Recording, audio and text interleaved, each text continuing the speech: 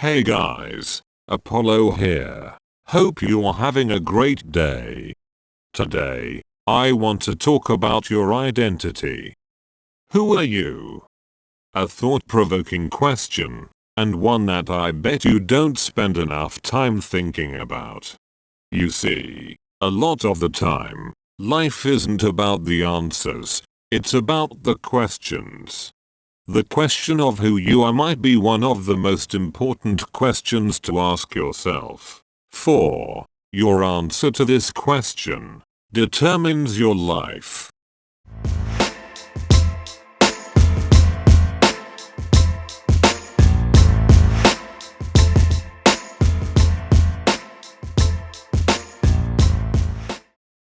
Do you think you're a loser? Someone who doesn't deserve good things? Or do you think that you're an exceptional person? Someone who always receives the best and gets what he wants? Either way, you're right. Identity is the ultimate example of a self-fulfilling prophecy. Now, this video isn't about some woo-woo law of attraction type idea. It's about how your brain actually works. Let's look at how this works. To understand this, you need to know about the subconscious mind. This is the part of the mind that secretly controls your life. It's where all the information that you consume is stored and processed. It's also where decisions are truly made.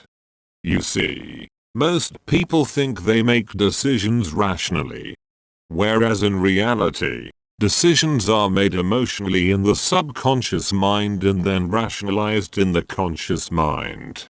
An example would be someone who is dieting but wants to eat cake. The emotional decision-making process of weighing up wanting to lose weight and wanting the dopamine rush from eating cake is done in the subconscious mind. Say the subconscious mind decided that the emotional desire to eat cake was greater than the emotional desire to lose weight. This would then be rationalized by the conscious mind.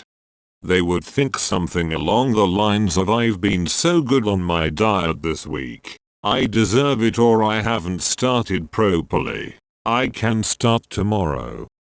If you were truly thinking rationally, then you would not eat the cake. It takes away from the long-term goals, is bad for you and provides no benefit except for feeling good for a short period of time. The subconscious mind makes these decisions based on a lot of different factors, and one of the most important factors is identity. If you truly believe that you are a disciplined person, then your subconscious mind makes decisions with that assumption in place. Your decisions will be more disciplined. This applies for any personal identity. Your decisions will be made based on who you believe that you are. James Clear talked about this in his best-selling book Atomic Habits. He explains that habits are easiest to maintain when they are based upon identity. The difference between someone who is trying to quit smoking and someone who isn't a smoker anymore is huge. The person who believes they aren't a smoker is less likely to smoke again. After all, why would a non-smoker smoke? An example he gives is of someone who has constantly been biting their fingernails but has been wanting to stop. The thing that made him stop was being told that his fingernails were healthy and attractive. This changed his identity. He now viewed himself as someone with nice fingernails. People with nice fingernails don't bite their nails, so he stopped biting them. The best thing about this change was that it happened almost effortlessly after the change in identity. This can be as small as identifying as someone with a habit of going to the gym every day, leading you to go to the gym every day. Or as broad as identifying as part of a group such as Catholicism, and taking on all of the habits and values that it entails. Simply put, changes in identity led to changes in habit. Habits aside, Identity is also a crucial part of our social interactions. Let me explain how this works. When you are interacting with someone, you are unconsciously sending thousands of very subtle pieces of information.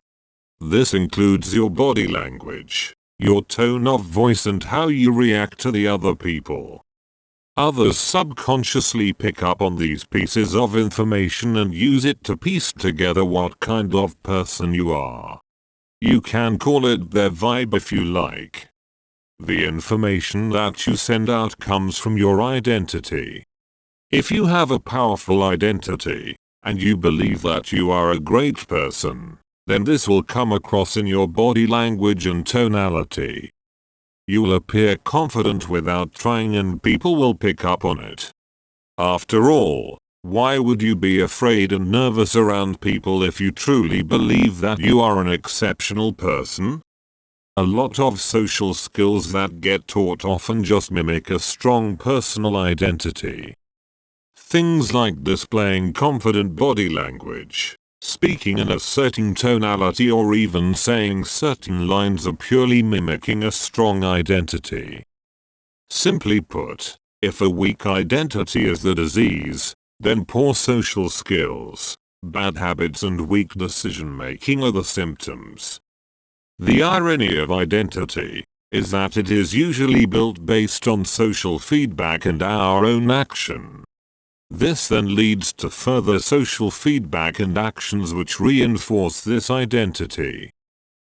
Deciding your own identity is what will break this cycle and allow you to take control of your life. When it comes to social interactions, you shouldn't let things like money, looks, connections, or even how people treat you determine your self-worth. You have to decide this for yourself. You have to decide that you are unique and that your uniqueness, your journey and outlook on life is valuable. And when you truly believe it, people will also start to believe it. The key to this, and the part that people often find the hardest, is not letting others determine their value for them. The process of changing your identity to achieve better habits and decision making is a bit different. First of all, decide what goal you want to achieve, then break it down into a key habit. Then develop the identity based on the habit and prove it to yourself. So for example, say you want to gain muscle but you don't go to the gym often enough. You decide that to achieve your goal, you need to become the type of person who goes to the gym at least 5 days a week no matter what. Once you have decided this, it's important that you prove it to yourself and go to the gym for at least 5 days that week. This is going to be hard for someone who doesn't go at all. So start small and just go and do some light cardio, something which doesn't seem like a lot of effort. Once you have that initial reference point in your mind of you going to the gym for 5 days in a week, you can use it as a reference point to prove to yourself that indeed, you are someone who goes to the gym 5 days in a week.